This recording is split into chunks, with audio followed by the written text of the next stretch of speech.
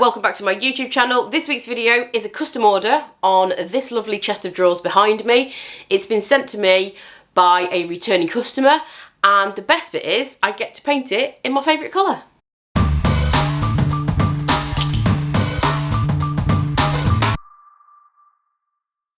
So, like I mentioned, this is a custom order. I have my instructions on exactly how it needs to be painted, and as you can see, I've already made a start. I've already taken the handles off this. They are really pretty decorative handles, and they look like that. They're already off and safe. The other thing I've done is given this a really good clean, and then the final thing that I've done off camera is just done a little bit of repair work down here. So across the bottom, all of this veneer was very chipped and loose, so the whole thing had to come off, and then use wood filler just to fill in the grain, because all veneer is, people get confused between veneer and laminate. Laminate is a thin piece of usually plasticky type material, very thin piece of plastic material over the top of a frame, which can be made out of wood or something else. Veneer is wood. So this is veneer, and all it is a very thin piece of wood that has been glued on top of a cheaper wooden frame, if that makes sense. So that's why this is a different colour at the bottom.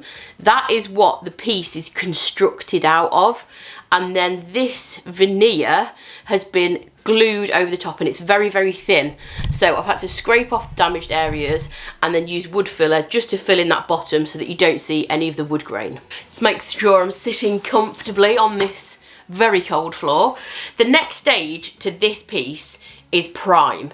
Now, the number one question I get asked when I use this primer, which is the only primer that I use, it's the only primer you'll ever need, the number one question I get asked is, do you have to sand? The answer to that question, short answer, no. Because it's a primer that does several different things. So, it's an adhesion primer, which means it will grip to the shiniest, glossiest of surfaces. That's its job. So this will stick to glass, plastic, metal, laminate, veneer, highly glossy, lacquered, shiny finishes that are wood, but they might just have a really shiny varnish on that you don't want to sand or can't sand. The other thing this water-based primer does is that it stops bleed through. So when I was cleaning these drawers, I actually did 3 passes with Dixie Belle's White Lightning Cleaner. Even on the 3rd time cleaning, I was still getting brown residue on my cloth. That indicates that this is going to bleed through. I am using a very dark colour, so it's unlikely that you see it, but I don't want to risk it. So for that reason, I'm going to be using this primer as well. And the other thing it does is it also blocks odours. So if you have a really smelly piece of vintage furniture, which happens, it's old, these pieces, who knows where they've been a lot of the time. Sometimes they have like a musty smell to them, sometimes they've got other odours going on there. If you've got a really smelly piece of furniture and you want to stop it from smelling, you can use this, and this blocks odours. It's one of the things that this primer does. This also comes in 3 colours, so if grey isn't the thing that's suited to your project, you can also use white, or you could use clear. Clear's very good, because if you do have a smelly piece, this piece isn't smelly by the way, but if you've got a smelly piece of furniture and the insides of your drawers are what's musty, or sometimes the underneath, and you need to lock that smell in, because no matter what you do, no matter what you've cleaned it with, how many times you've cleaned it, you've left it outside in the sun, you've done all the things, it still smells a little bit musty. Clear Bond Emboss can be applied to the interior of a piece to lock in those horrible musty smells. The only thing Bond Emboss doesn't like is wax, and that's because this is a water-based product, and in my experience, any water-based products, whether it be a primer, a paint, or any other water-based products, they will not sit over wax, because it's an oil-based product and they just don't play. So if you try and put this over a wax finish, it won't adhere. It will just simply kind of chip and peel off. So that's really the only thing it doesn't like. But apart from that, this is an adhesion primer, a stain blocking primer. It also blocks odours. It comes in 3 colours, clear, white and grey, and it's water based, so it's really easy to clean up. There's no nasty smells. It's very easy to work with. You can use it with a brush or a roller and also a paint sprayer, although I am not a paint sprayer person. I've never used one, don't have any experience in it. I usually use it with Dixie Belle synthetic brushes. And another question I get asked about primer, I'm thinking of all the questions that I get asked about this primer. Someone recently said, is it true that you have to throw your brush away once you've used it with this primer? Absolutely not. Absolutely not. I use my best Dixie Belle synthetic brushes with Bond Emboss primer. The only thing I would say is wash your brush straight away, because this product is designed to stick and it will stick to anything. So just wash your brushes straight away and you are absolutely fine to use it with your best brushes. Alternatively, you could use it with a chip brush if you wanted to. I just personally find that synthetic brushes are better at applying the product smoother so that you get a nice flawless finish. Now, having said all of that about the primer, I don't need to sand and all of that. I am going to be sanding this, and you might ask why. The reason is when I run my hand over it, I can feel lots of little imperfections all over the surface of this. There's pieces up here that need filling. There's a couple of imperfections on the top, some nicks, some scuffs, some very light scratches. So all I'm going to do is give this a very light scuff sand, which is going to mean my product lies smoother and you don't see any of those imperfections. And also what I like to do is give it a scuff sand to make sure the majority of the damage or imperfections or texture have gone. Apply a first coat of primer, which often shows up those areas that you might need to go back in with filler, and then put another coat of primer on after that. Once you've done all those areas that needed filling and everything, because sometimes when you're looking at brown furniture, you don't always see the imperfections until you start putting primer or paint on it. So sometimes filling the imperfections once you've done that first coat of primer, it just helps you distinguish where needs a little bit of work and where actually doesn't. So I am going to scuff sand for that reason. I'm going to use my electric sander. I'm just going to give it a very light once over, and then I'll be able to go in with 2 coats of this. The advice from Dixie Belle is to use 2 coats. I always use 2 coats. Let it dry thoroughly in between coats, and then the trick with this product is that you must leave it for 24 hours before you even think about putting paint over the top of it. That's because it's a water-based product and you need to allow the sufficient drying time before you put another product on top. Otherwise, you risk the product not working and not doing what it's meant to do. So I hope that answered some questions that I get regularly about Bond Emboss and priming and prep work. But as always, if there is another question that I haven't covered, feel free to drop it in the comments. Just a little tip for any newbie furniture painters out there. I always write the number of the drawers on the back of the drawers in chalk, because if you're taking the drawers out and working on them, you can get them mixed up. And with vintage pieces, not all the drawers will go back in the right places and run smoothly. Quite often with vintage pieces, that's the case. I once made that mistake on a piece of furniture that had 13 drawers. Didn't write on them, they all got mixed up and they did not fit back properly. It took me ages to figure it out. So I've never made that mistake again. I just write the number on the back with chalk. It can be easily wiped off and then you don't have any of those problems when you come to putting it back together. Once you've scuff sanded, if you are scuff sanding, just remember to remove any dust off the surface that's left over from sanding. I just use a microfiber cloth, but you can get tack cloths that do the same job as well. And then I'm just going in with the primer. As you can see, it goes on like an absolute dream, this primer does.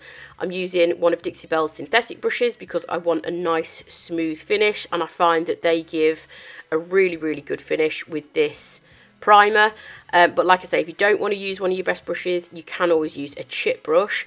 And as always, I will list all of the products that I've used in the description below, and they are affiliate links, which means if you click on them and purchase through my affiliate link, I earn a small commission from each sale. It won't cost you a penny more, so don't worry about that.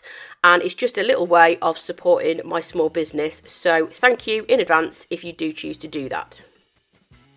So the primer's been on overnight, it's well and truly dry, and now I'm just going to go over the piece and just see if there's any bits that need filling, because they're going to stick out like a sore thumb now I've got a light grey primer on it.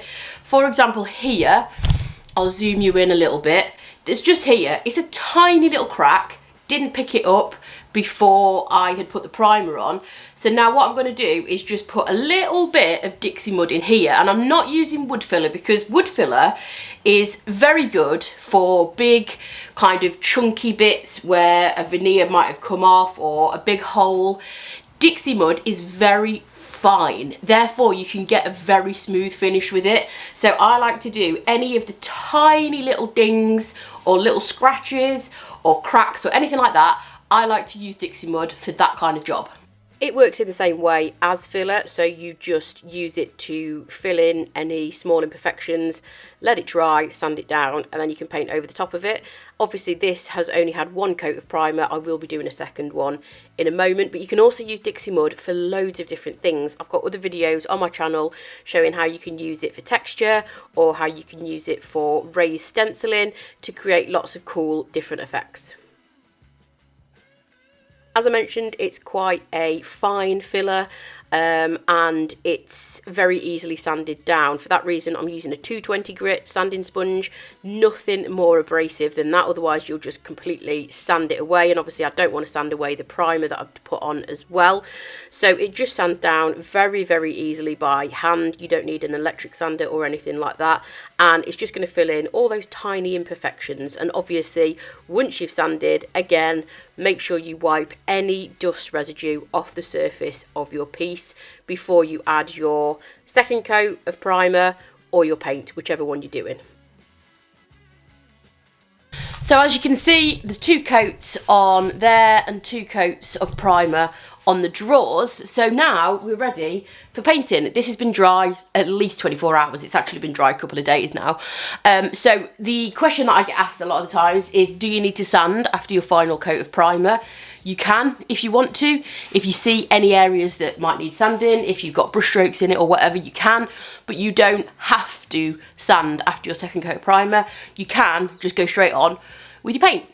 If you are going to sand in between coats, I'd suggest something very non-abrasive. This is actually a 220 grit sanding pad, and with it being a foam pad, it means that you're not going to be putting unnecessary amount of pressure on your paint finish, and this is already something that I've used. So although it's a 220 grit, it's not brand new out the packaging, it's slightly worn down, and that makes it absolutely perfect for sanding in between coats of primer and paint. And the way to know if you need to sand after your primer or in between coats of primer or in between coats of paint is to just run your hand over the finish, and if you can feel any kind of little bits or any areas that are textured or anything like that, then you can literally just take your sanding pad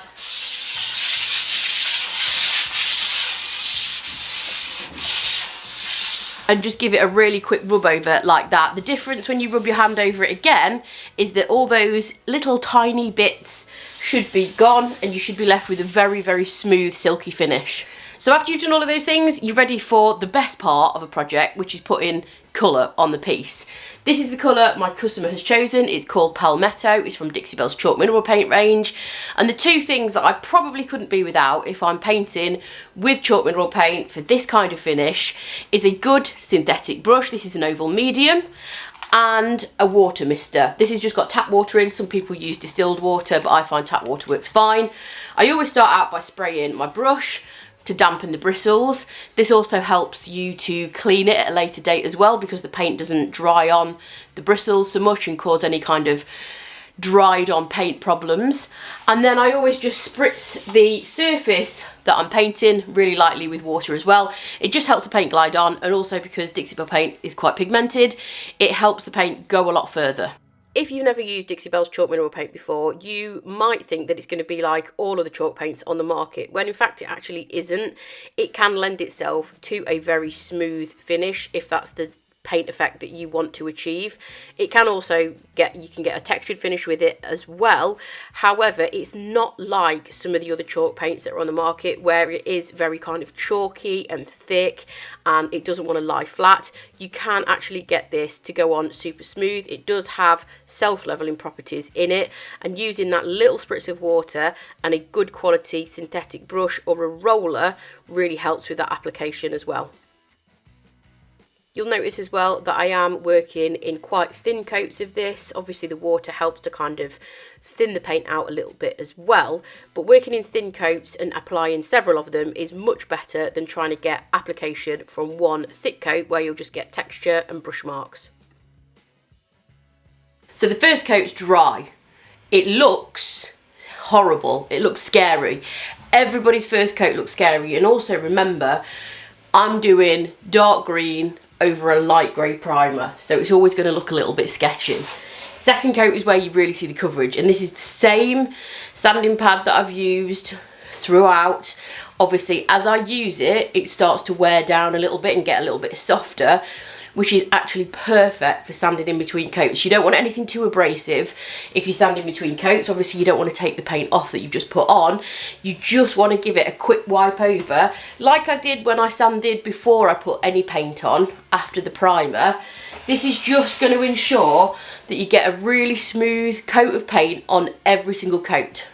As always, when you are sanding, if you are sanding between coats, just remember to remove any dust build up on the surface, even if you think there isn't going to be any. There probably will, with a microfiber cloth or a tack cloth, and then you can go ahead and apply your second or third coat or however many coats you require to get full coverage. And remember, these steps are only really necessary if you did want a very smooth finish.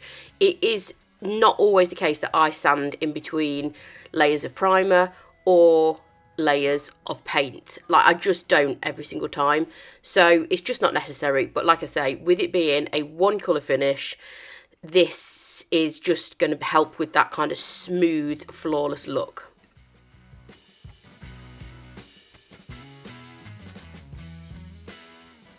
So that's just a one colour finish, nice and easy. It's dried, all the drawers have been put back in, and people sometimes ask me if I sand after the final coat of paint before I would add my top coat or my wax, and I don't always. Sometimes I do, sometimes I don't. For this particular piece I am going to, just because we're going for quite a smooth finish and any unwanted texture is going to be more visible on a one colour finish like this one. So I'm going to use the sanding sponge that I've used all along. At this point it's kind of worn down, so it's a little bit smoother, which makes it perfect for that final very light sanding. And all I'm going to do is just lightly run it over the surface like this. Now you'll notice that it kind of, you might not pick it up on the camera, but it kind of has like a white hazy look to it. That will go when you top coat or wax. That will completely go. All you're doing now is just making sure that it's super smooth. And if you feel the one where I've just sanded versus the next drawer down, you can notice a difference. It's just ever so slightly softer, which means your top coat or your wax will apply much better. So we're ready for the waxing, which is arguably my favourite part. There's a reason I use wax a lot. It's just because I love it. I love the look of it. I love the finish of it. And I also like applying it. And my customer has asked for black wax, heavy on the outsides to give an idea of like shading, which is my kind of language. Heavy on the black wax, say no more. So the first thing that I always do when I'm going to be adding any coloured waxing, usually, not always, but when I want control over where that dark wax is going, black wax, brown wax, white wax, grey wax, whatever, the coloured wax, the first thing that I usually do is put clear wax down. And that is because this paint at this stage is still very matte and chalky. And if I was just to go straight in with black wax on the edges, that would really grip onto the green paint that is very matte and chalky. And if I ever wanted to kind of manipulate that if I put too much on, or if I put it in the wrong place, it's quite hard for me to take that off because it's just gripped onto the paint.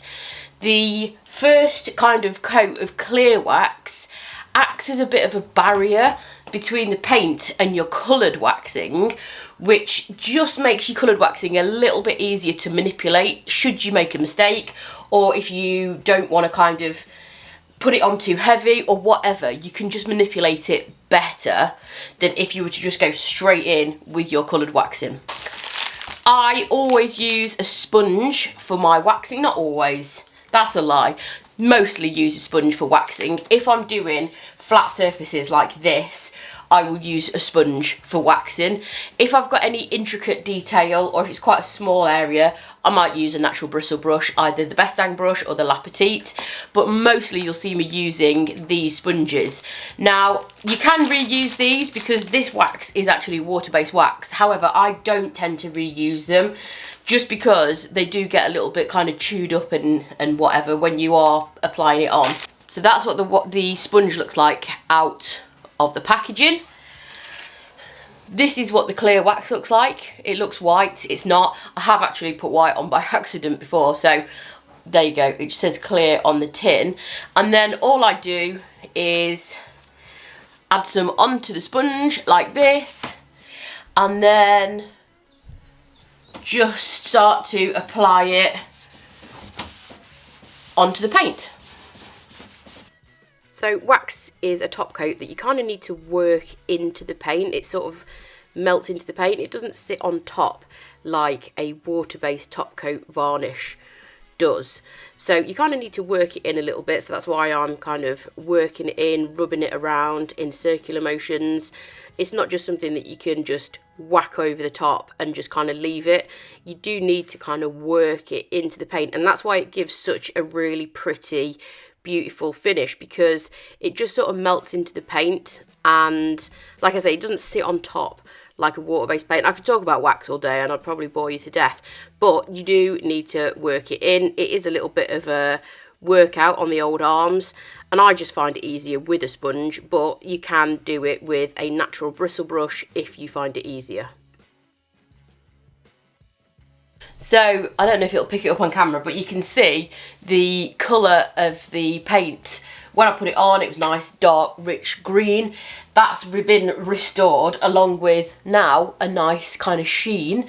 Whereas this has still got that kind of like white, dusty haze where I gave it a light sand. So it does go back to the colour that it's supposed to be once you apply your wax or your top coat. So you don't need to worry about that. So I've clear waxed the rest of the piece and made myself a cup of tea. So what's that? 20 minutes or so? Just to let it start to kind of dry down a little bit, but you can still feel like it's got like a tacky feeling. So I don't always do this. It really depends on the look that I'm going for. Sometimes I'll go straight in with the coloured wax now, but on this piece I'm going to buff it first, and I'll tell you why.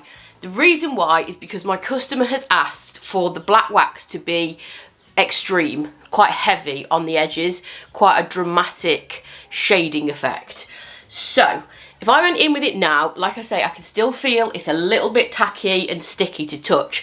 If I put the black wax straight on top of that, it's obviously going to fuse together, kind of dilute it, if you may, because the clear wax on there is still tacky and wet. The black wax is just going to melt into the clear wax and dilute it down. If I buff first, it's going to harden it up a little bit. It's not going to obviously be cured. Dry time and cure time, two separate things, but it's just going to stop it from kind of being tacky and buff the excess clear wax away, so that when I put the dark wax on, it's just going to be more concentrated, if that makes sense. So you really can manipulate waxes to get completely different effects, and you'll see me using them in lots of different ways on my videos. It's just that I'm buffing the clear wax off first this time, just so that I can get maximum emphasis and drama on the edges of my drawers with the black wax, which is what my customer has requested.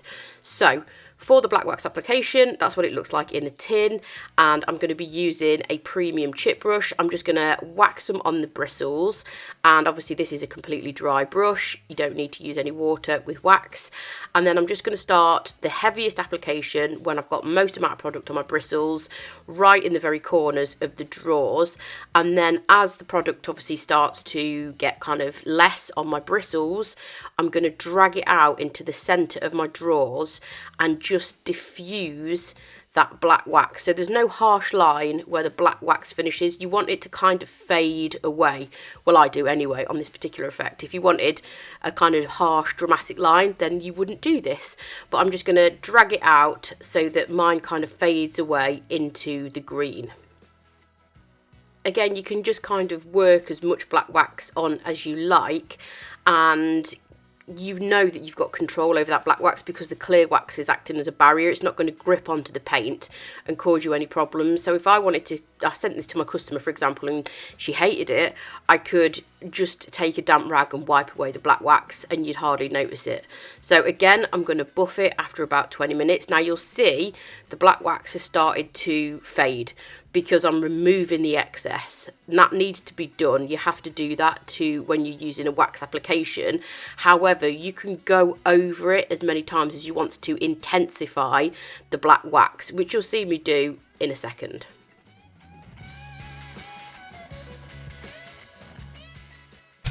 For the handles, I am briefly working outside. I'm not sure what that is because I'm going to be using spray paint. So if I'm using spray paint, I try and put the handles in a cardboard box. Let me lower you down if I may. Okay, so obviously these handles, really pretty. All I've done is clean these with dish soap and then rinse them, giving them a scrub. And as you can see, they have started to kind of, the colour's faded a little bit. They've got this little prong bit here that fits into the drawer. So all I've done is poked it through the box, and that just lets them all line up along the box there. And then the back plates I've just placed inside. This is an oil rub bronze metallic finish. It literally goes on anything. I use this a lot when I'm doing this look because my customer doesn't want a solid gold look. They want more of a dimensional look to bring out the detail. So the first thing I'm going to do, obviously these are clean and dry. The first thing I'm going to do is spray a coat of this just to make sure that none of the kind of worn down areas are going to be visible.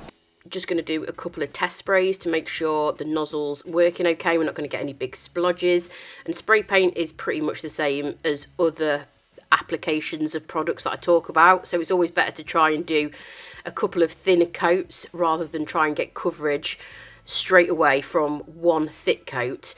So I left that to dry once I got full coverage of my spray paint, and then I'm going to use black chalk mineral paint. So this is the colour Caviar.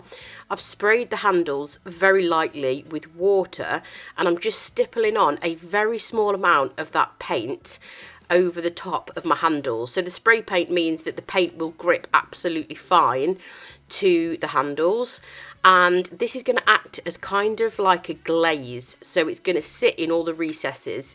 And I'm going to obviously use a gilding wax to highlight the high points. My customer wanted them gold, but wanted to keep the dimension. So you can see the right hand side has got the black paint on, the left hand side is just spray paint.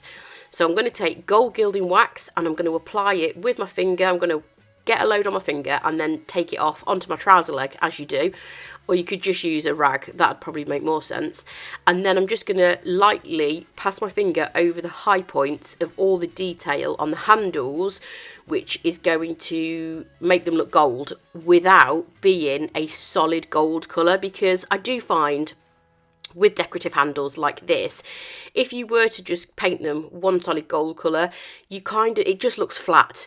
You don't get all that kind of dimension and it doesn't emphasise the details. So when my customer, I gave a couple of options on how to finish the handles, and she went for this option, and I was quite pleased because sometimes, like I say, just a solid gold can kind of not do them the justice that they require, and they just lose all of their character and detail.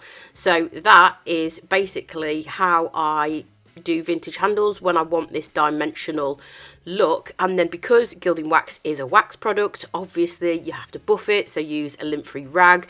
You can do this pretty much straight away with Gilding Wax, and again, if you want to go in with a second application of gold to build up the gold coverage and make it a little bit more gold, you can do so, which I did. In fact, I sent the customer the picture and she was like, yep, more gold, but also keep the darker areas in the recess to keep the detail. So that's what we did, 2 applications of gold Gilding Wax and buffed it after. Now I put the handles on and I went back in with my black wax once the handles were on, because I wanted to get a grip of what it kind of looked like with the handles on, because they are really the focal point of these drawers. I think that's one of the reasons my customer bought them, because of the intricate handles. So I wanted to make sure the shading was in the correct places with the handles on. So I just went in with a second application of black wax to emphasize it, and then again buffed off the excess as I did in step 1. So I'm just on to the finishing touches of this piece now, and this is something that I do on pretty much most pieces of furniture. I just don't always show it on video. However, it is a nice finishing touch if you are doing working on a piece like this commission, or if you're selling your furniture. It just kind of finishes it off nicely, or even if you're just keeping it for yourself.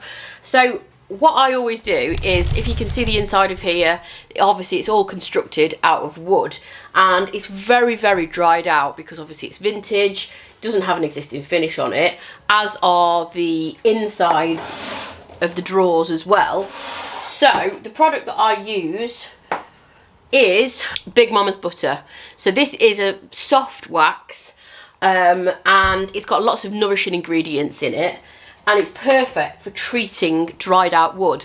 The other thing it's really good for is if you've got wooden drawer runners like these in here, and your drawers are a little bit stiff, a little bit sticky, you can just put some Big Mamas Butta on the drawer runners and buff it off with a cloth, and they'll smoothly glide in and out as they should. I always put it on with a Petite brush. This is perfect for getting in all the kind of corners because it's got a tapered end, and then all I do is store this in a plastic bag so that I just use it over and over again. I don't have to wash it, and that way the bristles don't go hard, because if you leave it out in the air, the bristles tend to go a little bit hard, but if you put it in a bag, that doesn't happen. I cannot say how much I love this product. It is one of the best products in the Dixie Mud range in my opinion. It's something that I use regularly. I just don't always show it in my videos, but it's got nourishing ingredients like beeswax, it's got hemp seed oil, coconut oil and carnauba wax, which is one of the hardest waxes, so it does make it very durable, and it is perfect for treating wood with all the nourishing ingredients. You can also use this on leather. You can use it over the top of chalk mineral paint if you wanted to, although I would avoid lighter colours because it is an oil-based product and can tend to amber over lighter colours. However, it's very versatile, and I'm using the scent in Orange Grove here, but there's lots of other scents, and it also comes in unscented as well. And as always, don't forget to buff it. As always, I'll leave you with some close-ups of the detail so you can see the wax effect, and I'll zoom right in on a handle for you so you can see how they turned out. And here's a few final shots of the finished look, and I'm happy to say my customer absolutely loved it.